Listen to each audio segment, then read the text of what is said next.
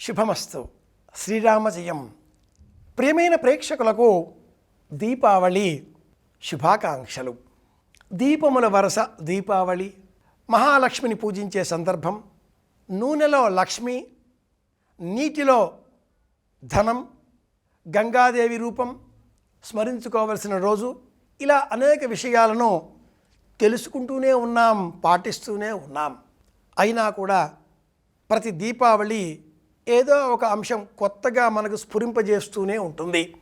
కొత్తగా ఆలోచనలను మనలో కలిగించేటటువంటి పండగ దీపావళి. నృణాంత్రాయతేతి, నరకము నుంచి నరకలోకములలో మనం పడకుండా కాపాడేది దీపావళి. నరకము చీకట్లు. నరకుడు ఒక రాక్షసుడని, భూమి కుమారుడైన కుజునకు మరొక పేరుగా, అతడిని సంహరించే నిమిత్తమే సత్యభామాదేవి భర్తతో కలిసి గరుత్మంతుడి పైన, అతడి రాజధాని పైన దండయాత్రకు వెళ్ళినది అన్నట్లుగా హరివంశ కథలను స్మరిస్తూ ఉంటాం.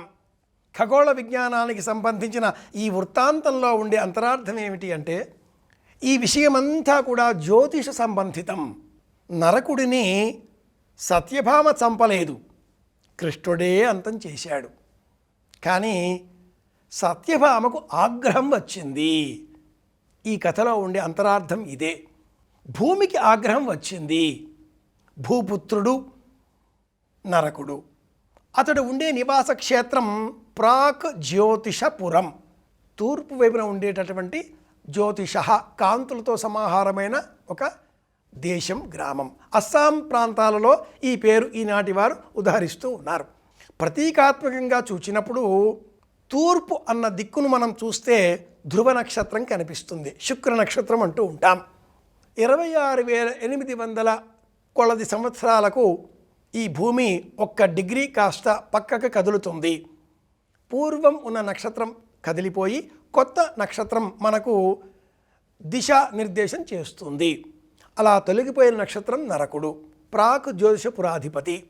కదిలిన మార్పు సరస్వతీదేవితో సమానమైన, లక్ష్మీదేవితో సమానమైన, దుర్గాదేవితో సమానమైన, ముగ్గురితో 3 శక్తులతో కూడుకున్న రూపం సత్యభామాదేవి, భూదేవి. పరమేశ్వరుడు శివుడి కాడిక్కడ, విష్ణువు కాడిక్కడ, సాక్షాత్తు కృష్ణ పరమాత్ముడు. దైవం ఒక్కటే. సింహరాశికి అధిపతి, కన్యారాశికి ఆధిపత్యం సత్యభామ, తులారాశికి ఆధిపత్యం శుక్రుడు, వృశ్చిక మేషరాశులకు ఆధిపత్యం కుజుడు. 16,000 కన్యకామణులను, కాంతి కిరణాలను విడుదల చేసే నిమిత్తమే సింహరాశి, కన్యారాశి సహాయంతో కుజరాశిలో ప్రాదుర్భావం అయ్యేటటువంటి నరక సంబంధితాన్ని అంతం చేసి వెలుగులను మనకు ప్రసాదించిన కాలం దీపావళి. ఆ 16,000 కన్యకామణుల వృత్తాంతంతో కృష్ణుడు 16,000 మందిని పెళ్లి చేసుకున్నాడు అనేటటువంటి కుహనా పండితుల వాదనలు పక్కన పెట్టి, ప్రతీకాత్మకంగా మన పండుగలన్నీ జ్యోతిర్విజ్ఞానంతో ముడిపడి ఉంటాయి.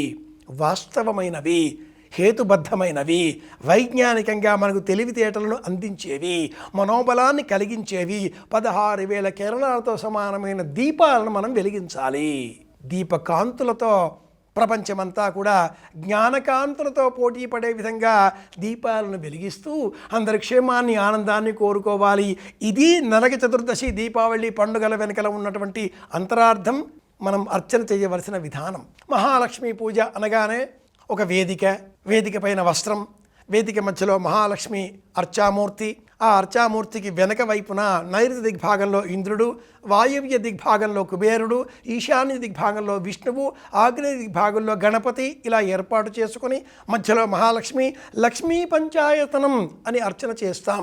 లేదా కొద్దిపాటి స్థల మార్పులతో నైరుతి దిగ్భాగంలో గణపతి, వాయవ్య దిగ్భాగంలో కుబేరుడు, ఈశాన్య దిగ్భాగంలో విష్ణువు, ఆగ్నేయ దిగ్భాగంలో ఇంద్రుడు, మధ్యలో మహాలక్ష్మి. ఇలా కూడా ఏర్పాటు చేసుకుని లక్ష్మీ పంచాయతనం అర్చన చేసి వరిపేలాలు, చెరుకుగడలు సమర్పిస్తూ దీపాలను వెలిగించాలి.